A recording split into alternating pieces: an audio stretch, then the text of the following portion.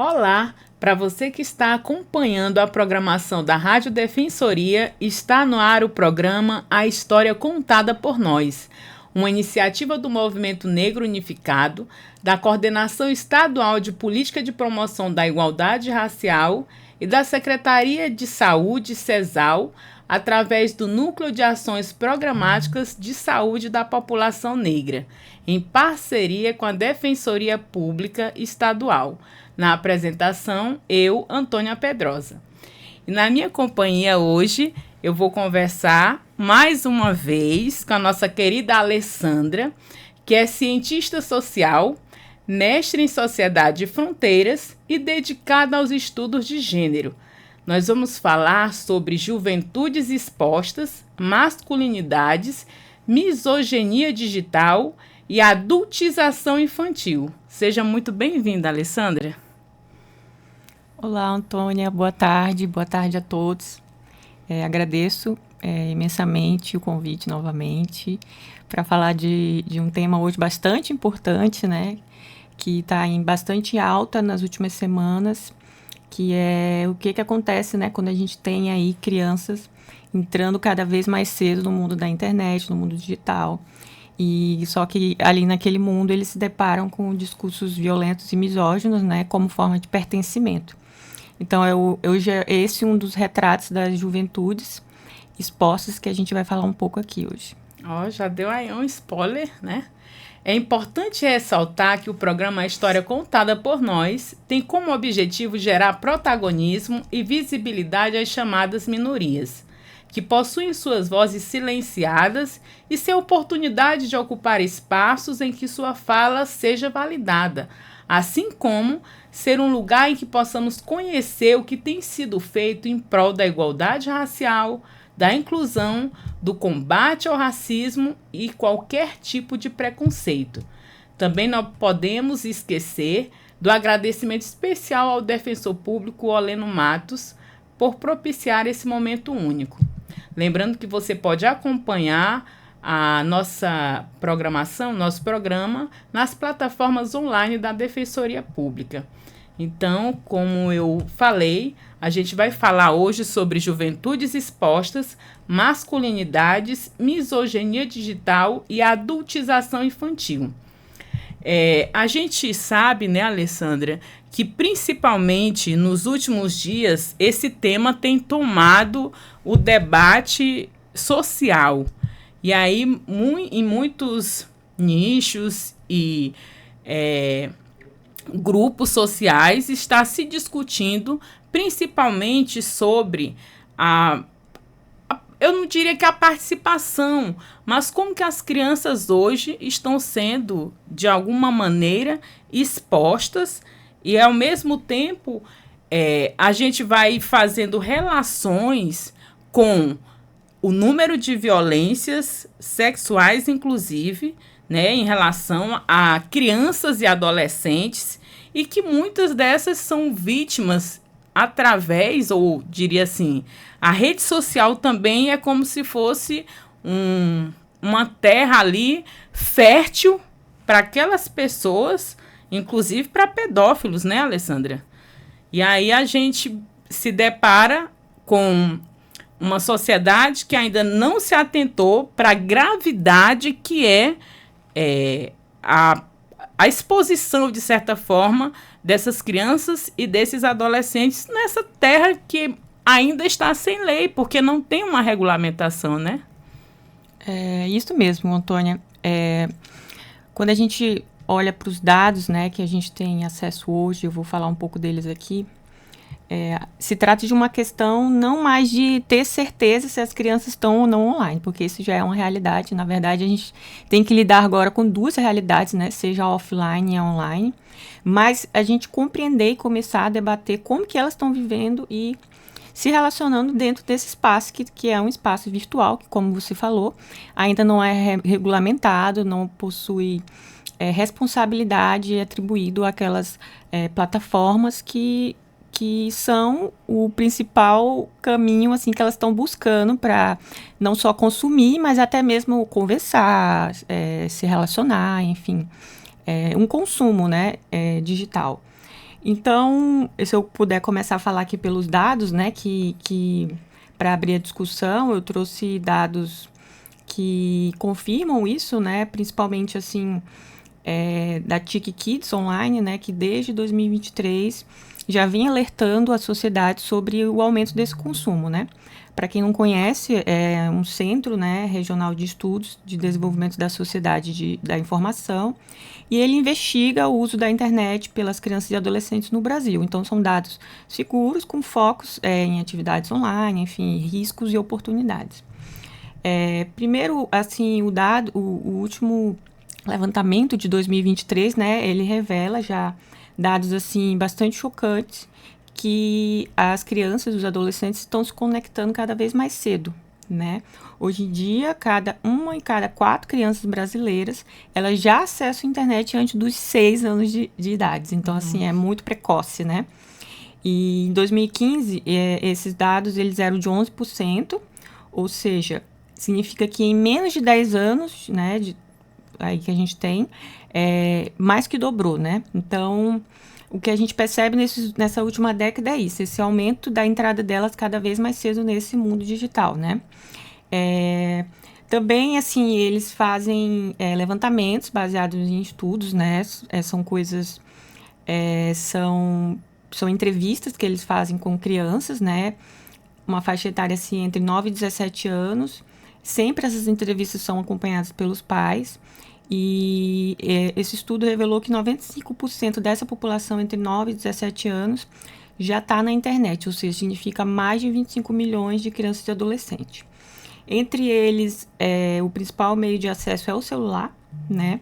Quando você recorta para uma questão de classe, para classes assim D e E, o celular é o único dispositivo mesmo como acesso, né? Entre 4 a 10 casos. E tem também estudo no sentido de decifrar quais são as plataformas favoritas, né, ou mais utilizadas por essas crianças e adolescentes.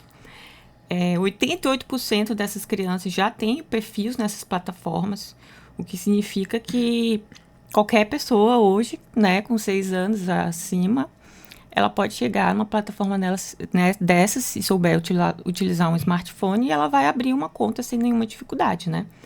Entre essas plataformas, eles fizeram um top 5, assim, né? Então, em primeiro lugar vem o YouTube, com 88% da preferência desses usuários do levantamento. Em segundo lugar vem o WhatsApp, né? O Instagram, que ficou como o mais usado diariamente, o TikTok e, por último, o Facebook, né? E o estudo também revelou dados assim no sentido que mais da metade deles acessa vários dias ou todos os dias a internet, né? O ranking de uso frequente, primeiro o WhatsApp, depois o YouTube, Instagram e o TikTok, né? Como eu disse, o estudo revelou que 80% deles já tem celular próprio, né? Ou seja, a gente vê, e acho que é bem comum, né, Antônia, a gente perceber isso, que crianças ou ficou pensando assim, ou como foi a minha infância e a infância dos meus irmãos, né? O meu irmão já tem um celular, né? Na idade dele eu não tinha um celular, então a pesquisa também já revelou isso, que a grande maioria já tem um smartphone próprio, né? Principalmente, assim, entre 15 e 17 anos, são crianças que já possuem. Sobre a questão de vivências e risco online, né? Que é uma parte que o estudo revela algo que a gente está aqui para debater, né?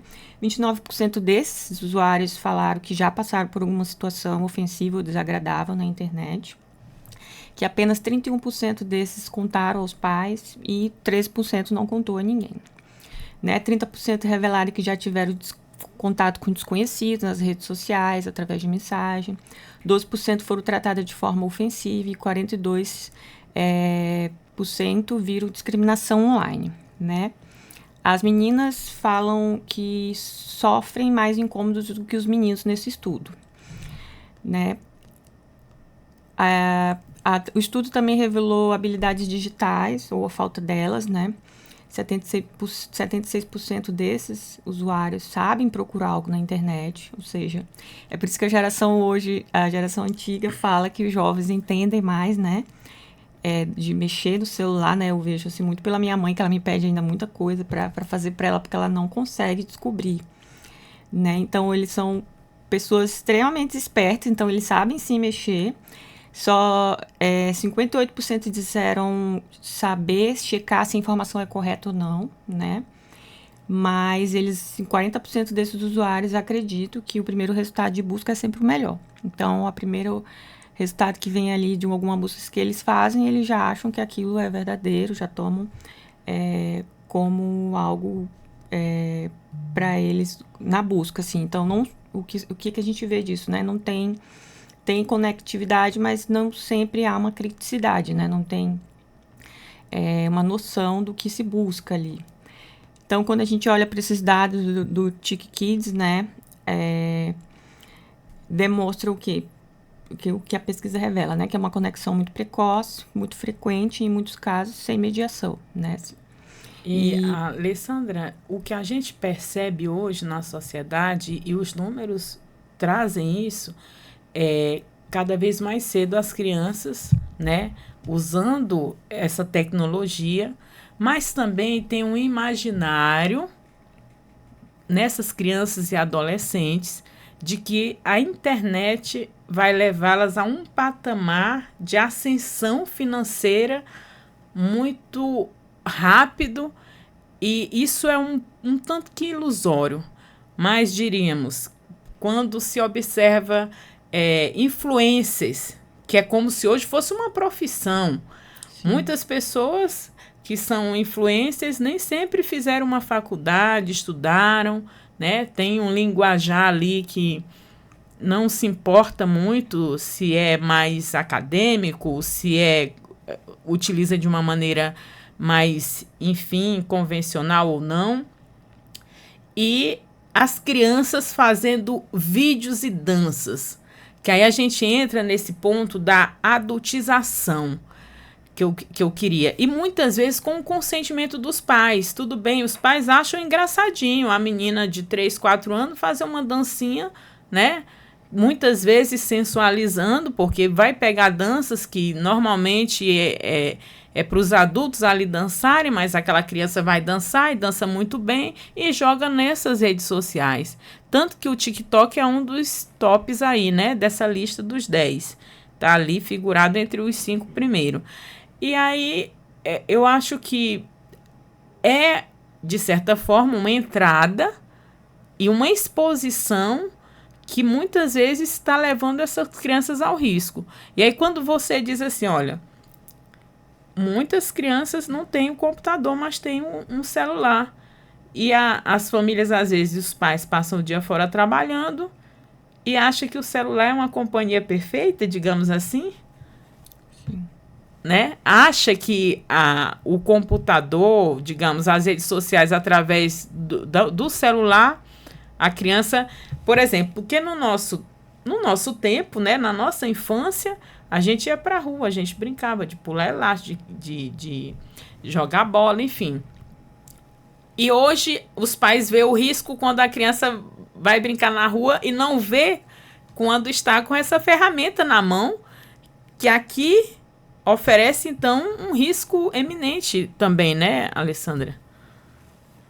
Isso mesmo, Antônia. Eu acho que o aparecimento da facilidade do smartphone, né, na vida de uma criança, de um adolescente, ele acaba sendo um objeto, assim, que muitos pais, né, diante de todas as dificuldades que a gente sabe que é a criação de crianças e adolescentes, para terceirizar a criança, né, para a criança passar o tempo dela, ou seja, na companhia daquilo. Só que a gente tem que entender que tem riscos, porque a gente está falando diante de um ambiente que não tem, como você disse, leis, né, assim, entre aspas. E isso acaba, de uma certa forma, amplificando aqueles problemas que a gente já lidava no mundo offline mesmo, sim, né? Como questão de discriminação, de violência. Abusos, enfim. Só que isso agora acontece de forma virtual, né? E tem gente lucrando com isso, que é aquilo que você disse, né? Que às vezes você coloca algo muito inocente do seu filho, tipo, sei lá, seu filho indo para a escola, ou seu filho fazendo uma dança. Só que aquilo já é o suficiente para essa rede de pornografia, né, de infantil, essa rede de pedófilos, pegar aquele vídeo inocente e transformar em produto para ser vendido, né? Então, é o que muitos especialistas já falam. Nada na internet hoje é de graça. Tudo que está ali, que a gente está postando, é para ser vendido. Então, a gente tem que sim tomar cuidado no que postar em relação aos nossos filhos, porque mesmo que não contenha nudez ou não, essa indústria, infelizmente, tem feito isso. E a gente tem que lidar agora com esses debates para entender como que a gente vai punir ou controlar isso. Porque... E ainda mais com a IA, né, inteligência artificial, que pode ser adulterado, né? Pega um rosto, uma foto, enfim. Exatamente. Então, é ainda mais preocupante. Mas, Alessandra, a gente queria também entender como que funciona a masculinidade e a misoginia digital e o que essa masculinidade hegemônica quer dizer.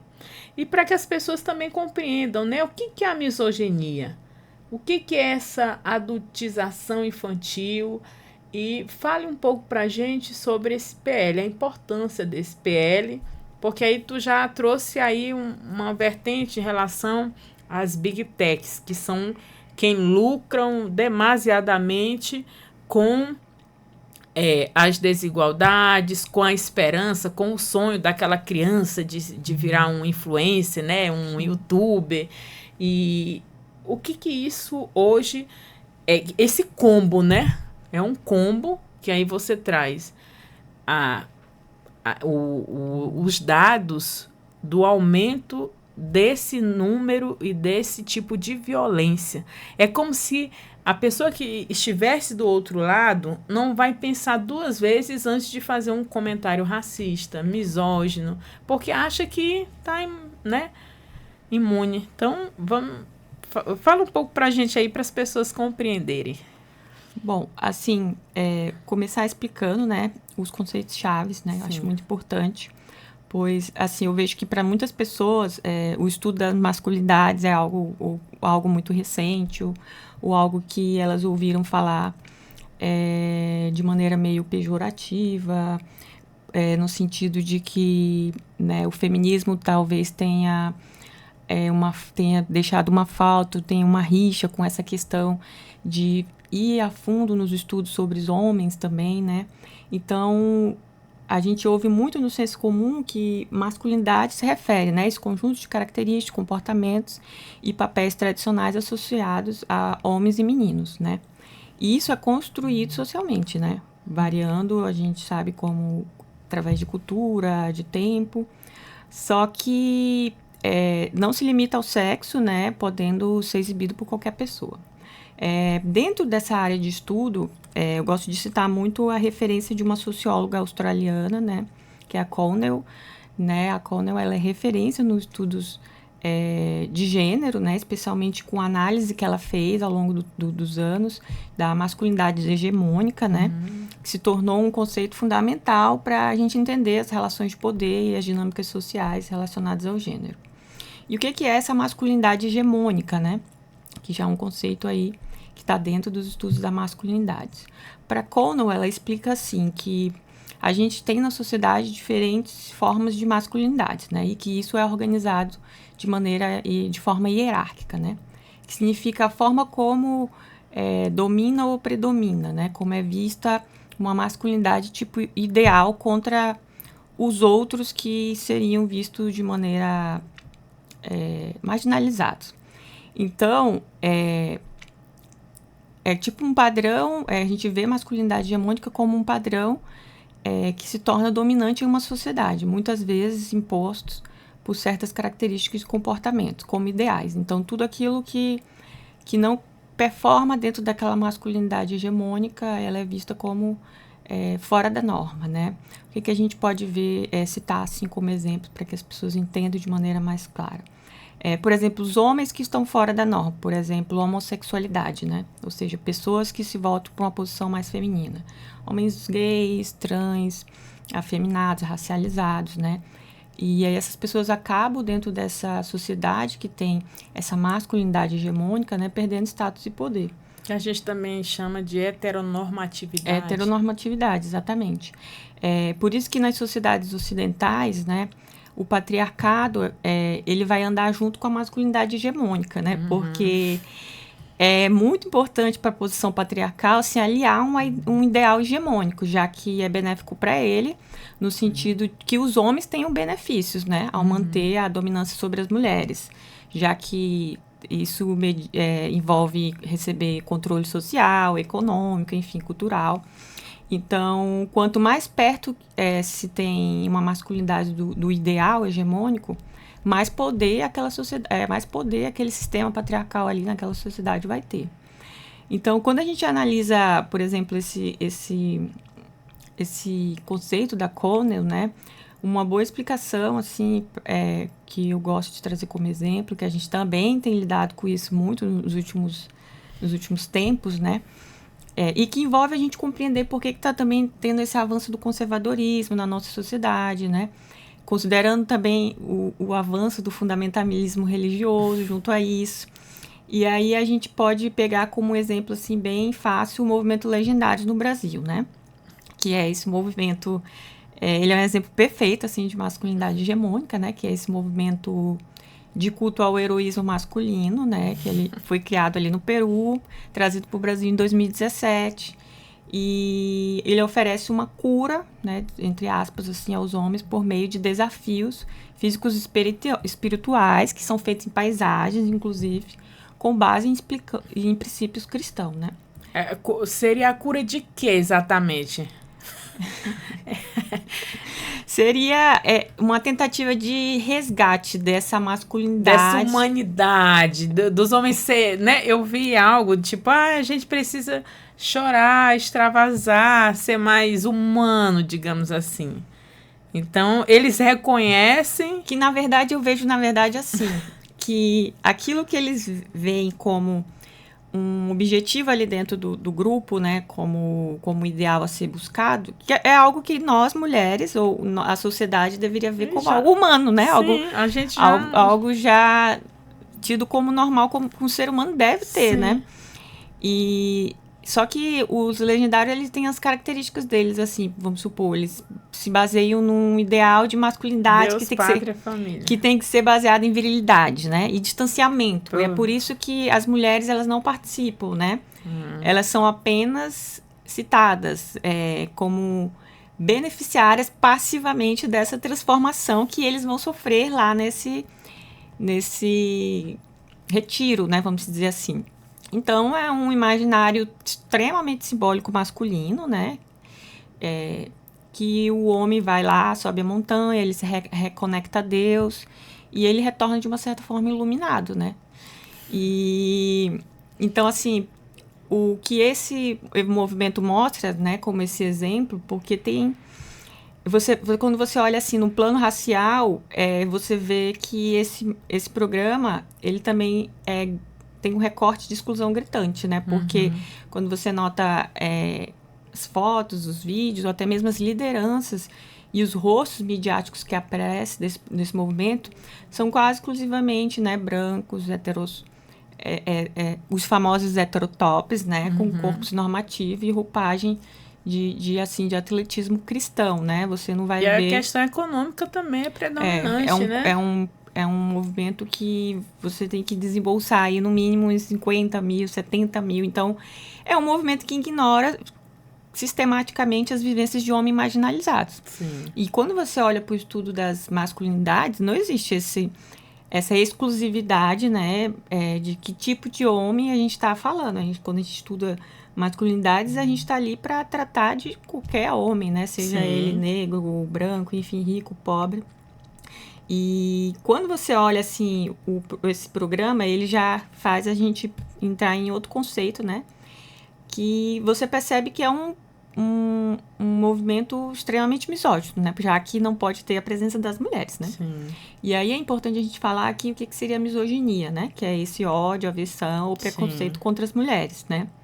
é qualquer comportamento social que se manifeste de diversas formas, incluindo dominação, objetificação, violência, seja ela física, sexual, moral, patrimonial, e outras formas de menosprezo ou desvalorização da condição feminina. Em que atitudes a misoginia aparece? Que acho que as pessoas têm muita dificuldade, né? Aquela que tente desvalorizar as mulheres, né? Tratá-las como inferiores ou justificar a violência contra elas. É muito comum a gente perceber isso em piadas, né? Aquelas piadas... Alessandra, e tem uma coisa que é interessante. Essa palavra misoginia é como se fosse a palavra racista. As pessoas reconhecem que tem um racismo, mas elas não querem ser chamadas de racistas. Porque é como se fossem duas questões. Eu vou ter vergonha de dizer que eu sou racista, mas eu reconheço que existe. E eu tenho percebido que a palavra misoginia, quando você diz assim, mas você está sendo misógino, é uma ofensa extremamente grave àquele homem que escuta, porque é como se ele estivesse sendo ofendido, porque ele não quer ser misógino. Mas, em contrapartida, teve uma atitude, tem ações misóginas. E aí, como que a gente lida também com essa dubiedade entre ação e sentimento? Porque, ao mesmo tempo que ele se sente que não é, ele pratica a misoginia, entende? Sim, entendo. Eu acho que isso acontece, né, porque o racismo, como você falou, muitas pessoas ainda não assumem. A misoginia está ainda muito atrás nesse debate, né? Assim, é um conceito que está ali dentro dos estudos de gênero, né? Se você acha que tem homem que não aceita ser machista, por exemplo, ou até mesmo uma pessoa homossexual, né? Porque as pessoas homossexuais, elas podem ser misóginas, eu sempre explico isso. Porque existem, sim, pessoas homossexuais, por exemplo, que desvalorizam a mulher, né? Por exemplo, pessoa do sexo feminino. Então, é um debate que ainda está, assim, muito inaceitável, né, na parte dos homens, justamente porque, pelo que eu entendo e pelo que eu vejo, assim, nesse meu estudo da questão da misoginia, já está acontecendo desde quando a criança ainda é adolescente, que é uma coisa que vai sendo enraizada ali desde quando você é criança, Antônia, que quando você vê, você já se tornou um adulto misógino, porque teve todo um movimento lá, desde quando você era pequenininho, inclusive quando você usava o mundo digital, que te fez se tornar esse adulto misógino, porque você foi empurrado e você foi criado com explicações, enfim, uma visão de mundo em que você vê a mulher como algo inferior, né? Como algo que tem que ser submisso ao seu sexo, por você ser masculino.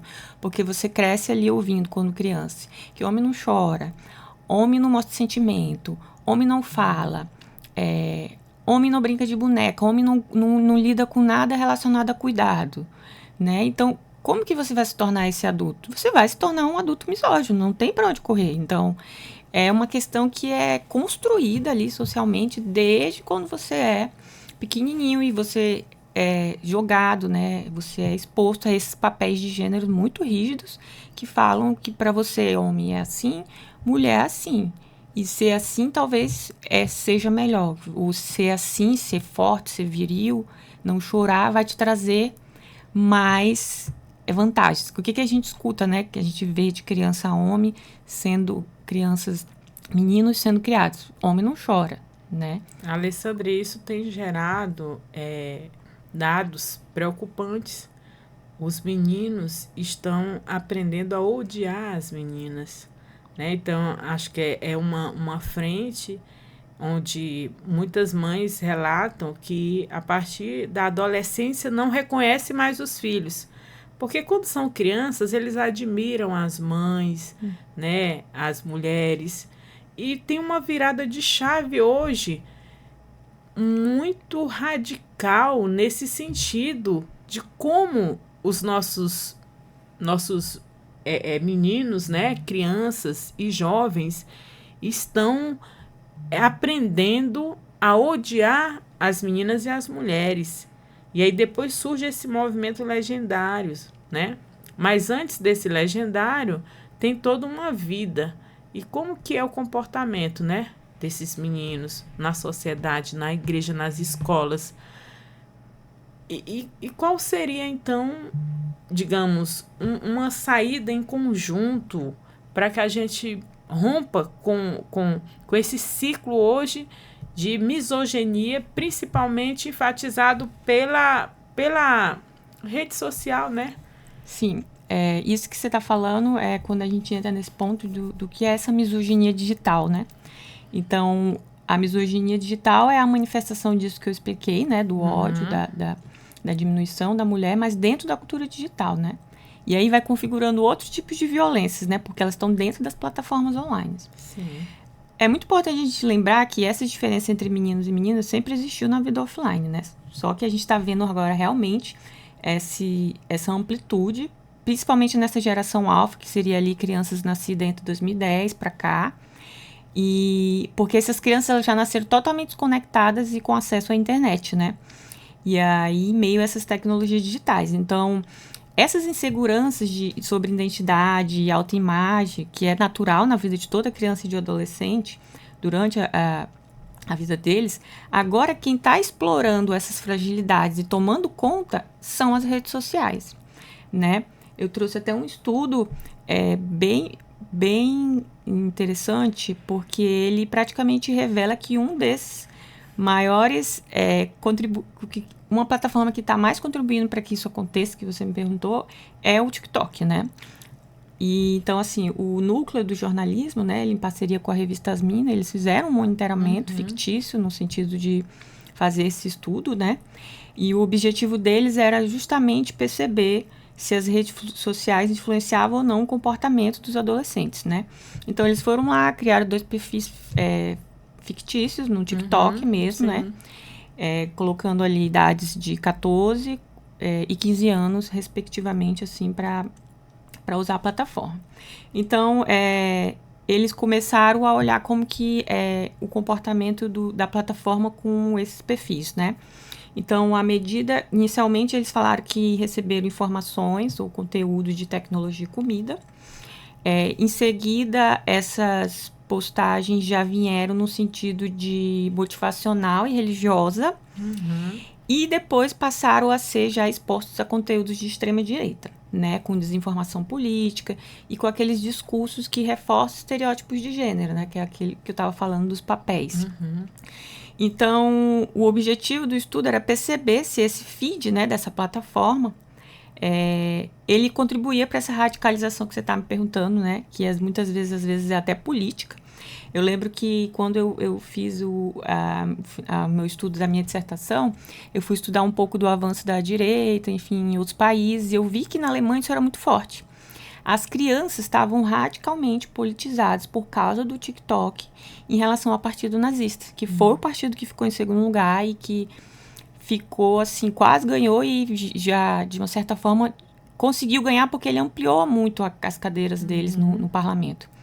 E na época eu li um trabalho de uma pesquisadora, da Della Torres, e ela observou muito isso entre crianças. E onde que eles estavam aprendendo ou reproduzindo esse discurso? No TikTok, né?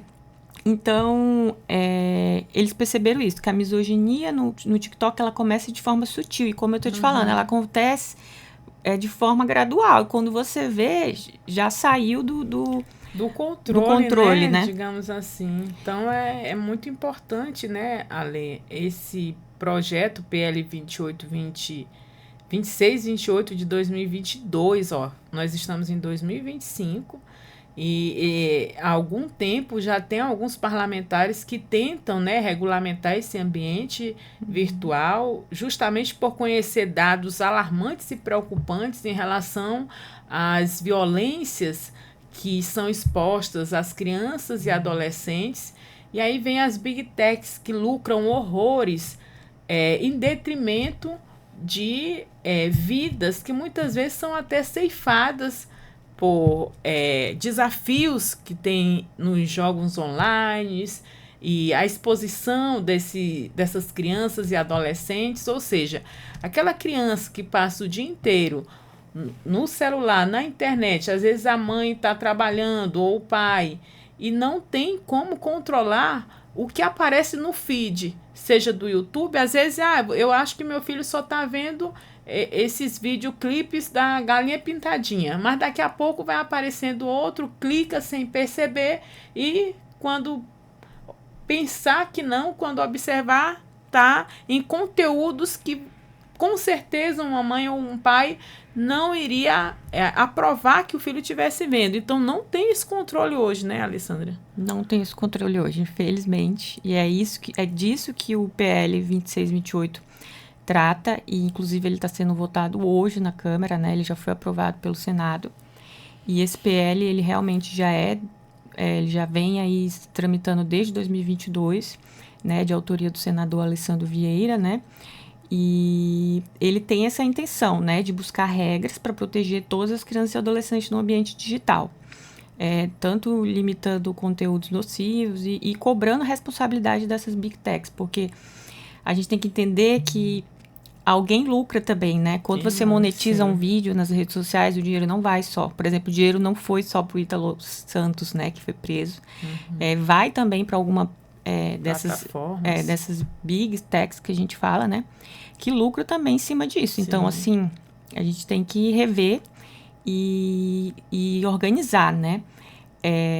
A gente tem que falar algumas coisas sobre o PL, porque desde que teve a viralização, né, do vídeo do digital influencer Felcra, né, que tem mais ou menos aí uns 10 dias, aconteceu uma enxurrada de acontecimentos e uma enxurrada de ações de políticos e de criações de projetos que, de uma certa forma, vieram para bagunçar um discurso que já era complicado no sentido porque a gente está esperando há muito tempo, né, que seja essa regulamentação.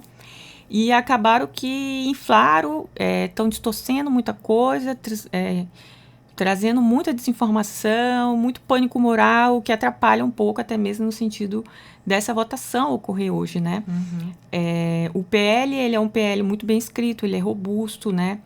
Ele já foi avaliado por várias instituições no Brasil que tratam e cuidam da infância há muito tempo, por exemplo, Childhood Brasil ou Instituto Alana. E ele tem, assim, vou falar rapidamente, assim, que ele tem 5 vertentes, assim, que para quem leu é muito importante fazer essa leitura. Ele tem um pouco mais de 20 páginas, porque eu tenho a impressão que as pessoas não estão lendo e elas estão indo para as redes falar que vai haver censura, que é uma jogada política, enfim.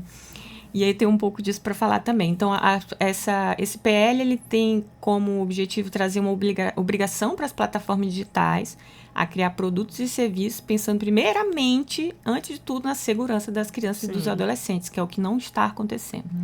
Seja redes sociais, jogos eletrônicos, enfim. Segundo, tem uma exigência maior e pedido de transparência sobre os algoritmos e as recomendações, né? Evitando que os conteúdos perigosos e criminosos sejam mostrados a crianças. Sim. Obrigatoriedade de remoção rápida de conteúdos ilegais e prejudiciais para esse público. Proibição do uso de dados de crianças e adolescentes para fins comerciais, né? Que é o que a gente fala de perfilamento. Reforçando, assim, mecanismos de segurança para que eles não tenham acesso a conteúdos que são danosos. Também se reforça o acompanhamento parental, né? E o estabelecimento de denúncias de fiscalização, né? É importante que as pessoas não confundam, né, o PL 2628 com o outro PL, que é o PL das fake news, que é o 2630, né? Que são regulações... Que é importante também, né? Que é importante também, mas essas regulações que falamos no 2628 só tem a ver com crianças, né? Bem específico, É bem específico, ou seja, amanhã a sua vida, Antônia, nas redes sociais vai continuar normal. Sim. Utilizando como um adulto as internets, caso esse PL 2628 seja aprovado. Então, não tem a ver com censura, tem a ver com regulamento. Proteção para crianças e adolescentes. Exatamente, trata de proteção. É isso que um regulamento faz, né? Sim. Ele vai falar de proteções, um conjunto de regras para proteger essas crianças. Mas, como eu disse, houve essa inflamação nesse discurso E, por exemplo, foi feito já um levantamento do vídeo do Felcra até hoje, por exemplo, 73 projetos apareceram nesse tema de adultização. Então, assim, a gente vê muitos políticos tentando lacrar em cima disso. Né? O verdadeiro surfar em cima de um assunto que é tão sério. Que muitas vezes atrapalha a aprovação de um que já está ali desde 2022, mas é aquele ditado, né? Ano aí pré-eleitoral, onde os políticos querem mostrar serviço. Por que não chega a um consenso? Se o que já está lá atende, né? Exatamente. Ele já era antigo, ele é um projeto robusto, já foi analisado por muitas organizações, inclusive. Sim. E eu achei... Com certeza comissões, né? Então não era preciso ele ser mais, por exemplo, revisto, recolocar alguma coisa ou corrigir, já estava no ponto. E aí vem essa enxurrada de projetos que muitas vezes acabam revelando algumas hipocrisias assim, políticas, né, que a gente vê. Porque toda vez que a gente vê, vamos supor, o comportamento da extrema-direita falando que não pode gênero nas escolas, que não pode banheiro unissex, que na escola tem doutrinação para a criança virar gay, que eles protegem a infância, mas o que a gente está vendo é um verdadeiro comportamento e ações de tentar atrapalhar, barrar, implodir o discurso de maneira fake news ou desinformação. Sério, que atrapalha, né? o que atrapalha bastante e revela essas hipocrisias, né? Uhum. Por exemplo, essa revista Asmina, né, que eu já citei aqui, ela foi fazer esse levantamento para revelar essas certas contradições. Ela percebeu que desses 73 projetos que surgiram agora após o vídeo do Felca, 9 desses 9 autores também defenderam um outro projeto, que é o projeto do PL Estuprador, né? Que é aquele que diz que a criança deve ser mãe, né? Com 10 anos, né? Então, assim, por exemplo, quando a gente pega e olha para esse parâmetro, a gente vê, assim, uma grande contradição. Porque, Antônia, como que uma pessoa fala que ela está criando um projeto de adultização, mas, por exemplo, apoia a gravidez infantil, né? Então não faz sentido. A gravidez e o estupro. E o estupro, de certa forma. A gente precisa denominar as coisas como são. Se uma criança está grávida com 10 anos, ela sofreu um estupro. Exatamente, porque o PL do estuprador, ele iria punir da mesma forma, né, que, sei lá, um homicida, né, uma criança, para ela cumprir pena por ela ter engravidado, entre aspas, né? Então, assim, teve muita gente pegando carona nesse debate, né, que acaba esvaziando politicamente o tema, né, que é uma coisa que... E, de certa forma também, né, Alessandra, tratando o tema de acordo com a responsabilidade que ele deve ter, porque não é de hoje que há necessidade.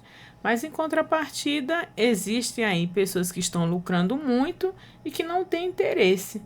Mas, Alessandra, esse tema é um tema que tem várias vertentes e que, com certeza, você precisará voltar aqui no programa novamente para a gente falar mais, porque são muitas questões e desdobramentos e que nós precisamos dialogar, falar com a sociedade para esclarecer de maneira responsável sobre os desdobramentos, sobre a influência e como as redes sociais hoje está influenciando no comportamento social, não apenas de meninos, mas também da sociedade como um todo.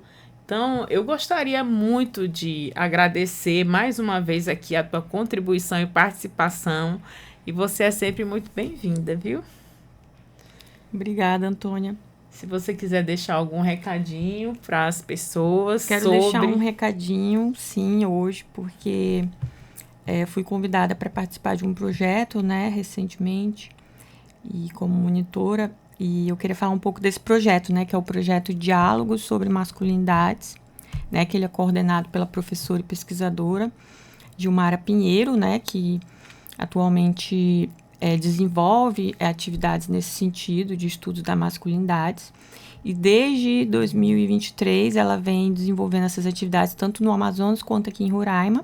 Legal. O objetivo desse projeto é realizar debates sobre a socialização das masculinidades em espaços universitários e escolares, levando o conhecimento desse tema para os participantes, para a comunidade, né, externa. Então, não é só para homens, né? A sociedade civil como um todo é convidada. Então, ele ocorre mensalmente, né? E agora vai ocorrer o 7º encontro desse grupo reflexivo, né? Geralmente, esses encontros ocorrem ali no Parque do Rio Branco, na área do Gramado, pela parte da noite. E eu queria convidar as pessoas, né, para participar, principalmente os homens, né, para abrirem uma oportunidade para essa reflexão, de entender esse tema, né, de fazer esse exercício de olhar para dentro, né, que é algo que parece que só é ensinado mais para as mulheres, né, ou para o gênero feminino, né, então... Tem alguma página no Instagram do projeto? Não tem uma página no Instagram, mas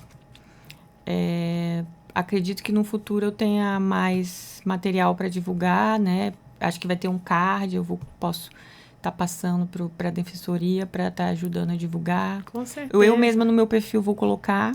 Pronto. Né? E aí as pessoas podem ter acesso e oportunidade de ir lá participar com a gente, que vai estar nessa observação, né? Eu acho que é muito importante, né? Um tema que há necessidade. Muito obrigada, viu, Alessandra? De nada, Antônia. Até a próxima. Um agradecimento especial também para você que nos acompanhou até aqui, que acompanha através das plataformas digitais da Defensoria Pública, seja no YouTube, no Spotify. Gratidão. Lembrando que o programa A História Contada por Nós tem como objetivo falar sobre todos os assuntos que nos atravessam enquanto pessoas negras, mostrando os dados e identificando as causas, pois só assim poderemos avançar rumo à igualdade racial e por uma sociedade sem nenhum tipo de preconceito. Uma iniciativa do Movimento Negro Unificado, da Coordenação Estadual de Política de Promoção da Igualdade Racial e da Secretaria de Estado da Saúde, CESAL, através do Núcleo de Ações Programáticas da Saúde da População Negra, em parceria com a Defensoria Pública Estadual. Até a próxima. Afroabraços!